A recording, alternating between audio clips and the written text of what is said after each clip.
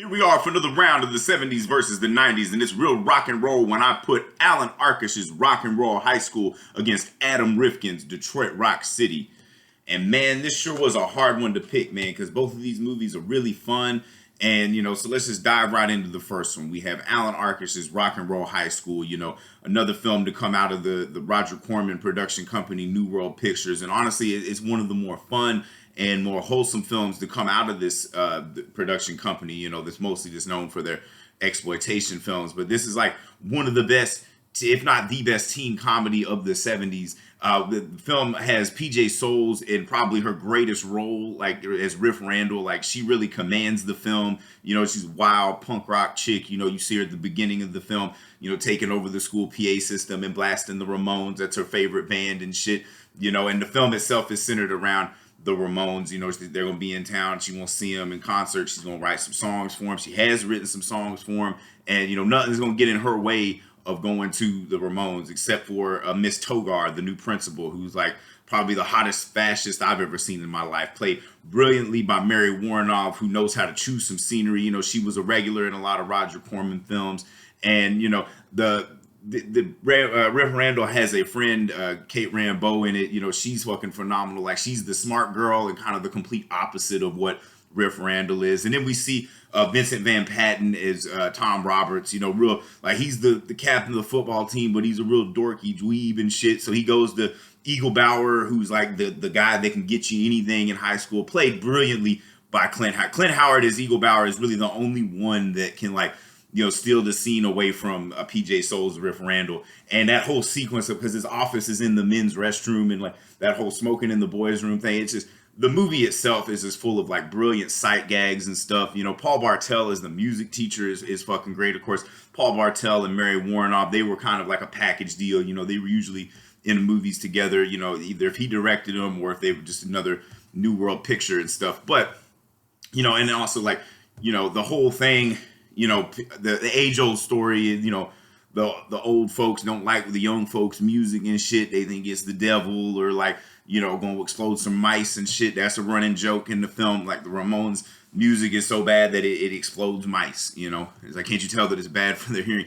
Fucking hilarious shit. And then, like, the paper airplane scene is fucking hilarious. Like, and the hall monitors, they're a fucking hoot. And just everything in this film, and of course that concert scene when they finally get to go to see the Ramones, like, that is some of, like, that's true, like, punk rock, the way they capture that shit. You feel the energy and shit, whether you like the Ramones or not, it really, like, it kind of makes them look badass, like the fucking punk band and shit, or the voice of a generation type shit, which, I mean, maybe, depending on what you want to think, the generation of what, but, and even, like, even Riff Randall waiting in line for those tickets, like, gets a fucking lawn chair, like, mail delivered and shit, got her big cardboard cut out of the Ramones and stuff, getting milk delivered, it's just like, the movie's just fucking fun, and then of course, like, of course Togar's all fucked off, that, because, they took their tickets, but then they were able to win tickets again, nothing's gonna stop this bitch. So, like, finally they're like, oh, fuck it, we'll just burn this music, and they do have a little bonfire of the fucking records and shit. The kids go nuts, they take over the school. And then, like, they just blow the motherfucker up. It's like, you want the school, you got it. Boom. And that's one of, like, the most wholesome, like, acts of, like, anti-authority defiance and shit. It's fucking great, and then nobody's in the school. They just, it's like, fuck your establishment and type shit. That's the kind of shit, like, Corman was very of the times. Like, he knew what was hot and stuff. And, this movie really does kind of capture the essence. And then we move forward to Detroit Rock City, which, similar situation. We got 4 teenage boys, and actually, the year takes place in the year before Rock and Roll High School was made, 1978. These 4 teenagers, they want to go see Kiss. That's their favorite band. They're trying to be a band that's pretty much, like Kiss. They call it Mystery. And, they run into issues there because the Blondie boy in the film, his mother's a super religious, Bible-thumping bitch, but will chain smoke like it's going out of style and stuff. And so, like, she doesn't want them listening to that. They burns the fucking tickets. So then now this is a whole thing. They're trying to get fucking tickets. They think they've won. And honestly, they do so much living trying to get these fucking tickets that it's almost more fun than the actual concert itself. We see Edward Furlong in it, of course, most famous for playing John Connor in Terminator 2, it's a damn shame that dude didn't make more movies. He had such a upward trajectory of like great films, going from Terminator 2 to American History X and then Detroit Rock City, that there really wasn't much after that he did of note. I guess maybe Animal Factory, but other than that, and then you got kind of a guy that looks like a fucking knockoff of Jay from Jay and Silent Bob, and a Lex dude that, all the shit is like, man, these boys, they do go through some shit. There's some real funny shit in this too. When they give that preacher, that priest, the fucking pizza with the mushrooms in, and he's all tripping out and going nuts. That's fucking hilarious. So they're trying to break their friend out of fucking Catholic boarding school so they can go see Kiss and everything. Melanie Linsky's lovely in it, Of course, she's named Beth. Of course, the love interest in a movie that's centered around Kiss is going to be named Beth. Dude, the blondie boy loses his virginity in the confessional booth to Melanie Linsky. So I'm like, that boy's definitely winning. He's able to fucking tell his mom off and shit, And of course, Edward Furlong probably has the funniest shit as he tries to like strip his way to get the tickets to those stripper contests and stuff.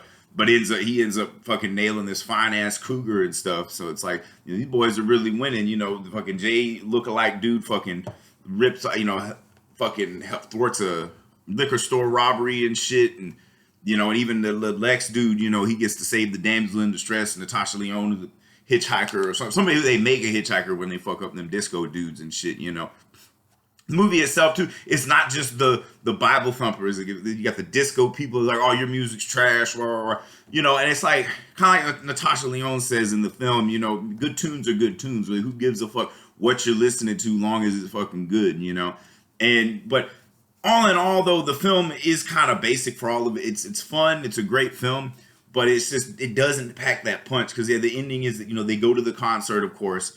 And, after all this bullshit, very well written to the point where it's like they know how to get themselves out of situations and there's callbacks to shit.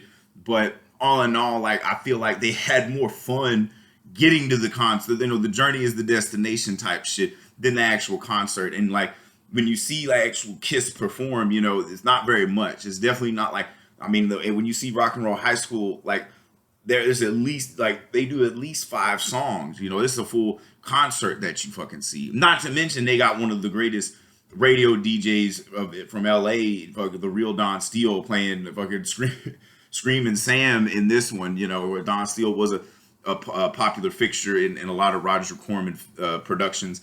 And, like, just that whole, and Dick Miller at the end is the police. So this round's clearly got to go to Rock and Roll High School. It's like, where both movies are great. And here's the thing. Kiss is a better band than the Ramones, but Rock and Roll High School is a better movie than Detroit Rock City. It's definitely a lot more fun. And that ending, like, they blow up the school. What other fucking film has done that as far as, like, just an act of defiance where it's like, nobody really gets hurt. The only thing that gets destroyed is public property, because, like, fuck the establishment type thing. I don't even think those kids in the Strawberry Statement, let alone the kids in Detroit Rock City, could have pulled off this shit as badass as Riff Randall. And, of course, like, Clint Howard, too. A man that did so many, like, character acting parts. Like, that dude really, like, fucking crushes as far as, like, being funny and shit. And so this round goes to the 70s. For anybody keeping score, that's 30-26. 70s are up by 4. Man, the 70s have been cleaning up, like, the thing about it is like most of their like hidden gems are fucking just phenomenal. Like, nobody talks about them. Nobody really knows about them. Probably doesn't even fucking give a shit. But the people that were there know, and the people that pick up on this shit love this stuff. But like I said, a very hard decision, that both of them use the music perfectly. Of course, you're going to, Rock and Roll High School, you see a lot of Ramones, and in Detroit Rock City, you see a lot of Kiss songs. But there's other songs used of the time that perfectly fit what's going on. And even like the way Allan Arkush like films the Ramones, like the concert footage and that, like even before Jonathan Demme's Stop Making Sense film that he did for the Talking Heads, in my opinion, it might be better than that. And, because Demme probably was taking notes when he saw that shit. And on top of that, the music sequences with the Ramones, they're like little mini music videos that I'd say Allan Arkush like rivals even Richard Lester, the stuff that he did with the Beatles in A Hard Day's Night and Help, so it's just like, and you put it on, it's just fun. Whereas like Detroit Rock City has a lot of basic shit that we've seen in a million teen comedies. Whereas like Rock and Roll High School, I hadn't really seen anything like that before that shit, and I haven't really seen anything after, as far as just like the continuous gags, like the shit with the freshmen, you know, and like Eagle Bauer's whole fucking setup, and then just Miss Togar, like, to be that fine, you can discipline me any day, Mary Warnoff. But like, and also just like, it's just fucking brilliant. So 70s cleaning up by 4. You know, if I've said anything wrong, anything you disagree with, feel free to eviscerate me in the comments. You got any suggestions? I'm happy to take them. You know, I'll bump shit to the top. Do a lot of these bonus rounds. Of course, the main events are always on Saturday. The next main event is North Dallas 40 versus Any Given Sunday. This shit's heating up. Summer's almost over, but, you know, it's just straight up sizzling in this motherfucker. So just keep it rock and roll. Listen to whatever the fuck you want to listen to. Don't let anybody fucking get you down, because the thing about it is, old people that don't like your music, when they were young, the old people then didn't like their music. So it's one of those things, just get the fuck over it, because like kids ain't gonna listen to you even if they didn't have the fucking music. So, but anyways, I'm having fun with this shit. How about y'all?